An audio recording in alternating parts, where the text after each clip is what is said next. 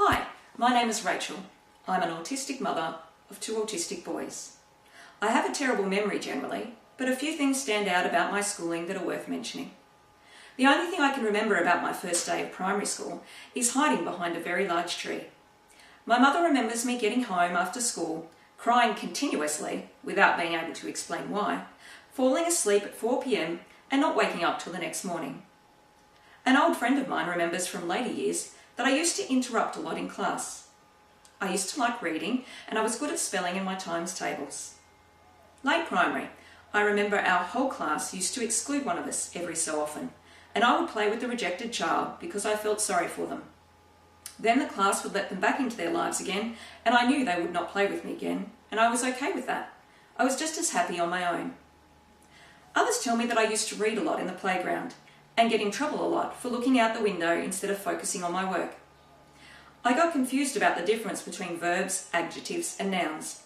It was a concept that I couldn't grasp, but I liked writing stories and poems. I loved to make words rhyme. A teacher recommended to my mother that I see a psychologist because I wasn't interacting with other kids enough. Much to my disappointment when transitioning to high school, there were no games anymore, just talking and gossiping. There was a brief period during which I tried to fit in.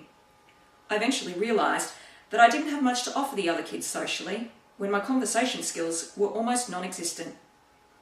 I realised that it was shameful and even unsafe to be alone in the playground. Kids could be cruel to other kids who weren't popular, so I spent a lot of time in the library when I wasn't at class. I experienced continuous and exhausting anxiety in high school. One day I volunteered to have my heart rate measured in class. I consider myself fairly physically fit at the time. It was around 90 beats per minute. The saying under my Year 12 profile in the school magazine was, "Am I inconspicuous?" I said that once privately to someone when I didn't want to be noticed, and of course, something like that would not be forgotten. I wanted to leave school as soon as I was old enough, but my mother wouldn't allow it, and I wasn't the rebellious type. I even went to university. I couldn't handle the practical work in my science course. I got confused too easy.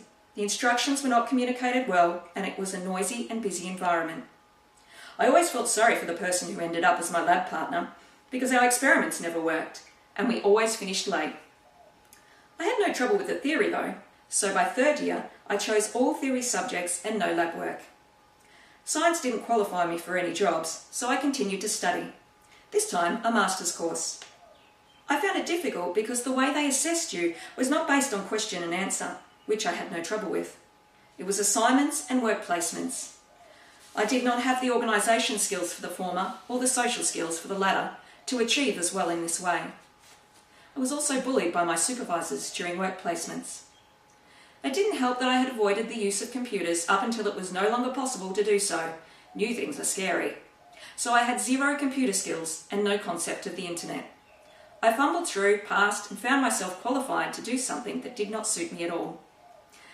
My experience is from the past, but it was a useful experience for me to figure out what might be helpful, with a lot of trial and error, to support my sons in school and to understand how important it is for their mental health. Schools are a long way from being inclusive, and I have had to advocate strongly for certain measures to be put in place for my children. Things that were accepted easily by the school were sensory equipment like fiddle toys, a weighted blanket and a sensory cushion. The school was also happy for my eldest son to have Wednesdays off. This year we are trialling a full week with routine breaks during the day, during which he can read and listen to his favourite music.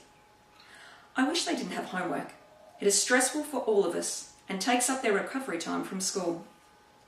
The classroom teachers and I have regular communication via email, which is easier for me as an autistic parent. In person, I forget things. I find it hard to find the right words to communicate quickly in a busy and noisy environment. Email communication has been very helpful, with teachers letting me know of changes in advance and any concerns, and me letting teachers know of things that are happening in my son's lives that may impact their school day or are just nice to know for opportunities to make conversation. Among the things I've had to lobby hard for was having a room that was open for use during lunchtimes, so they didn't have to be in the playground all the time. Initial resistance had to do with the teachers giving up their lunch breaks to staff it, and they must have just thought it wasn't important enough. An open room at lunchtime is still available, but only for half an hour, depending on several conditions. But now I just take my son out to a quiet park at lunchtimes because he likes this best, and everyone recognises that it has made a much bigger difference to his stress levels. There have been other things that I have had to convince classroom teachers of, such as for my sons to not have to sit up the front on the carpet with everyone during group focus time. They find it very uncomfortable to sit on the floor. One teacher said to me, "But I can see that he has done it well before." Something very important for you to know is that autistic kids can do some things on a good day, but it still takes energy out of them. And on a bad day, they won't be able to do it without it causing them great distress. At the end of the school day, our kids are exhausted, and we all know it. Things that the school still put off doing, even when I know it's an actual right for disabled kids, which I could insist they do and have requested, is a student support group. Quote unquote, "We only have time to do SSGs for our funded kids."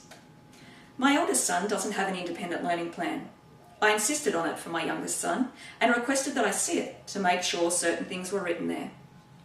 Schools are about to undergo a transformation in the way they operate. Disabled people are lobbying for inclusive schooling, schools that are built and run to support all children. One day there will not be any segregated schooling, which will have follow-on effects into our communities and workplaces. It's simple. We belong. This will require policy change and, most importantly, dedicated leadership from principals. The whole culture of schools needs to change, and it can't change without dedicated leadership for inclusion. Now I'm going to introduce to you my eldest son, Jeremy. Jeremy!